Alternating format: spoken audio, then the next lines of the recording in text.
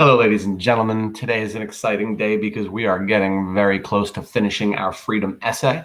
I hope you have now all realized that writing this essay is not that ginormously scary a thing to do if you've done your prep work first. And what I mean by that is that you've read your sources, you've taken taken good notes, you've cited quotes that match your thesis topic, of course, and then you've annotated those notes. This quote clearly shows, and this is important because if you've done that, then writing the essay should be very simple, of course. What happens is people find a hard time when they haven't done any of that prep work, and then they show up and they don't have any quotes created already, and they don't understand the thesis topic. But we don't have that problem in here today because we've already done so much. So let's take a listen.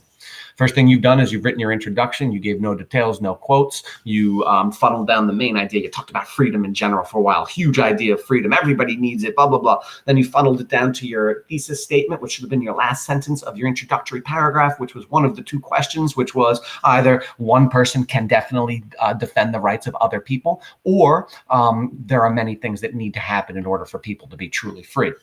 Good.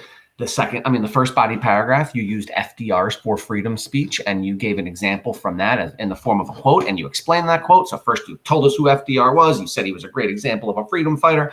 You gave us a quote, consider the following quote from the speech. You explained that quote. This quote clearly shows. And then you said why it was important. This is important because, right? So that was your first body paragraph. Simple. Second body paragraph, you did JFK. Same thing. Who was JFK? How is he a freedom fighter? Why is he a great example of a freedom fighter? Then you gave a quote. Consider the following quote. Then you cited it correctly, and then you explained it. This quote clearly shows. And then you explained why this is important towards this is important because it clearly gives us an example of blah, blah, blah.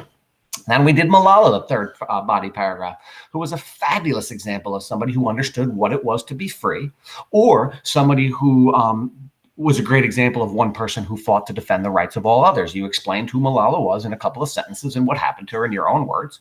You explained why she's a great example of a freedom fighter. Then you gave a great quote from her speech. Consider the following quote from the speech. Malala clearly believed this when she said. Then you cite it correctly. Then you explain that quote. This quote clearly shows. And then you explained why it was important. This is important because, Malala truly had a great effect on the world, and people are still talking about her to this day and will for generations to come. This is important because Malala has made it easier for people to be free around the world. Just explain why it's important, why this quote was important. Why did you have it in there? This is important because it gives a great example of the fact that one person needs to step up and be courageous, or it gives a great example of one person who knows what it takes to be free. So those were our first three body paragraphs. Today is a very exciting day because we're doing our fourth body paragraph. Now, this is a little bit interesting and different than before in that you don't have a quote and an annotation already prepared for this. You are going to go out and find one on your own. So let me open up my worksheet. As you know, I like to have for you. And if you follow this worksheet step by step, you're going to do quite well. So take a listen. This is where you're going to use a quote from any source you choose from history or the present to support your thesis. Example, your Unit 2 essays describe how one person can defend the right. We've all done that. Okay, now is the time to choose a person we did not read about who also fought or fights for the freedom of all people. So now you get to choose somebody who fights for the freedom of all people, who understands what it means to be free. There are innumerable people throughout history who've done this. I'll throw out some ideas. I don't want to give too many because I want you to find these yourself, but people like Malcolm X or Gandhi or Rosa Parks or Martin Luther King Jr.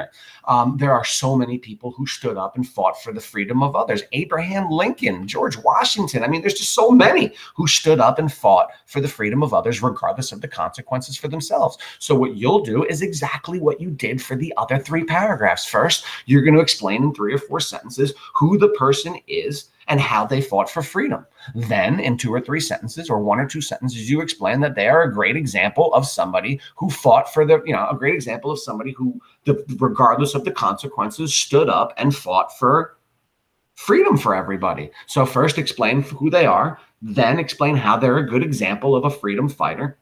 Then give your quote.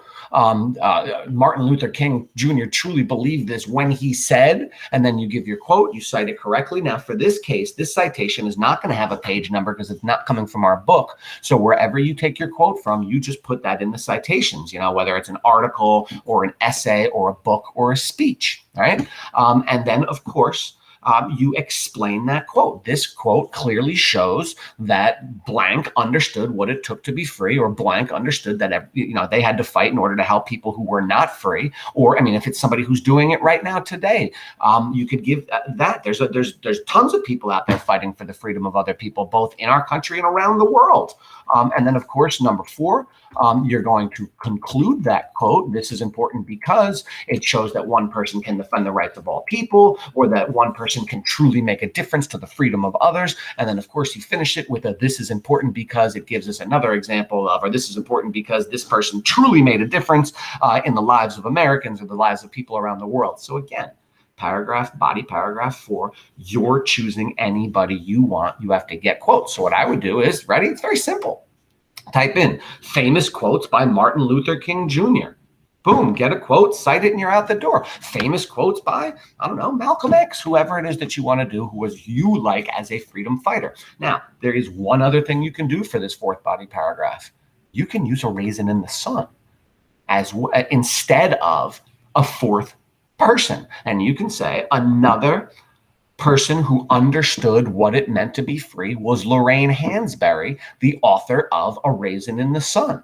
And then talk about for a couple of 3 or 4 sentences what it was that the story is about. The idea that it portrays characters who have their dreams deferred, and it shows exactly what happens to them when their freedoms are held back or their dreams are deferred. And then give a quote. Consider the following quote from the main character or from the play, and then get it and then explain that quote. This quote clearly shows that Lorraine Hansberry understood what it took to be free, or understood what happens to people when they do not have their freedom.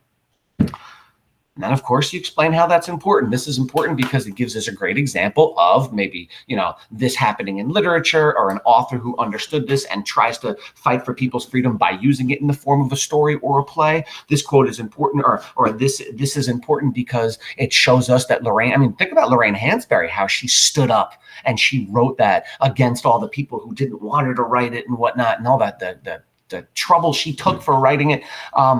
She did it anyway because it's a great play and because these things needed to be said. So this is important because these are things that needed to be said by somebody, and Lorraine Hansberry had the courage to step up and do it.